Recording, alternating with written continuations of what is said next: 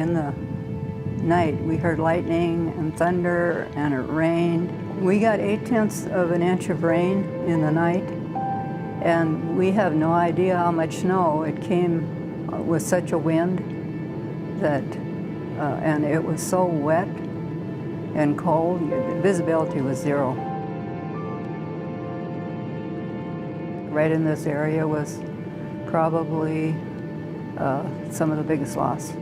Hugh went out. He went with the tractor up to the butte, and I thought, well, he's going to check all the pastures to the south and so on. And they came back after dark, and I said, well, what did you find? And he said, we didn't get any further than the butte. That Friday morning, it was starting to snow and wind was coming up. We worked with some of the groups of cattle and got them in protection and checked them out. By noon, it was tough enough, so you best not go out anymore. So we didn't get to some of the cattle. They weren't able to find shelter in their summer pasture, and eventually they started drifting and took its toll. We buried 189 head, and 5 of those were the hired man's.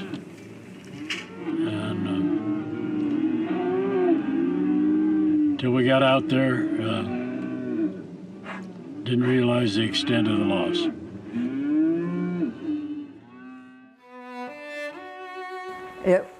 It was really hard to unhew because those are not just cows out in the pasture, they're cattle that he's raised and watched all their progress on their calves and kept the best for all the years that I've been here. So it was really hard on him.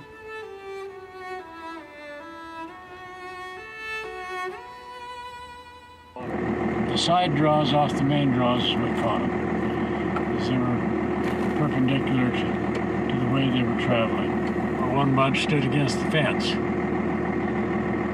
and they were waiting for me.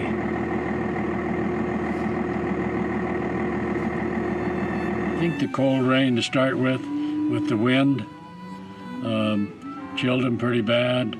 Snow got too deep, hard for them to travel. They just got down and couldn't keep going.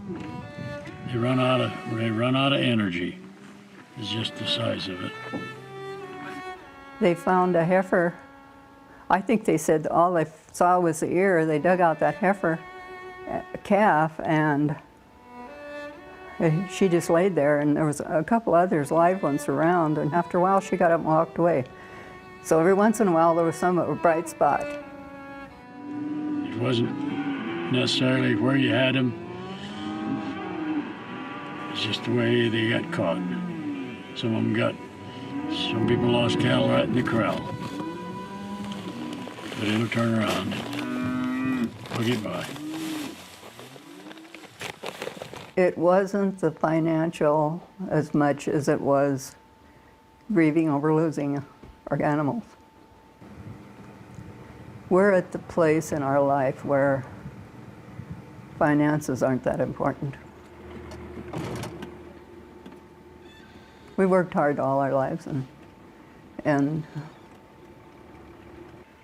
money isn't as important as some other things.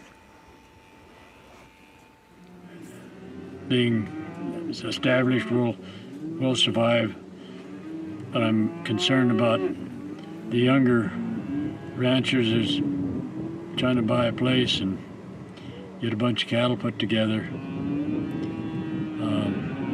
We're going to have to help them what we can. And I'm pleased to see a lot of local effort. There's no way they can take care of all of the loss monetarily, but if it can just keep them going till give them the courage and the fortitude to go on. They've got the guts to do it. They just need a little help.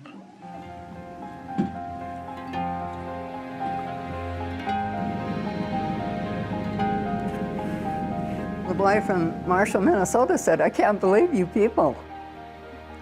I said, "Well, the Lord's in control, and we've been through a lot, and we can do this." Well, we're an optimistic bunch, I guess, or we wouldn't be here. We're also kind of proud and independent, so sometimes it's hard to accept help. But you got to know when that time is. You got to know how to give. You got to know how to receive. Yeah, I'd like to give some young guy that bunch of cows we lost. We'll grow back. We may not grow back to where we were, but I think the genetics are deep enough that we can build back and keep on going. When things like this happen, and they will happen, if you're going to be in it long enough, it's going to happen. And it's just another chapter in the book, another page in life.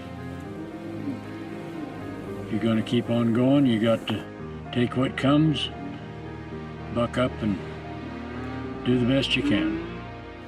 My dad used to say, things got tough, he'd say, "Never give up till you're dead."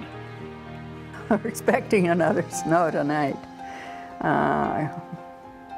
The forecast is a foot of snow with 50-mile-an-hour winds coming tonight, so the men are out trying to get things in a good place. Everybody will probably be preparing for that next blizzard for the next 10 years.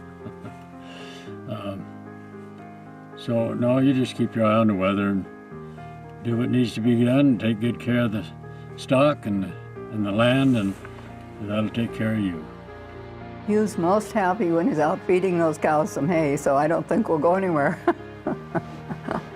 I've heard him say, "Not until we have to."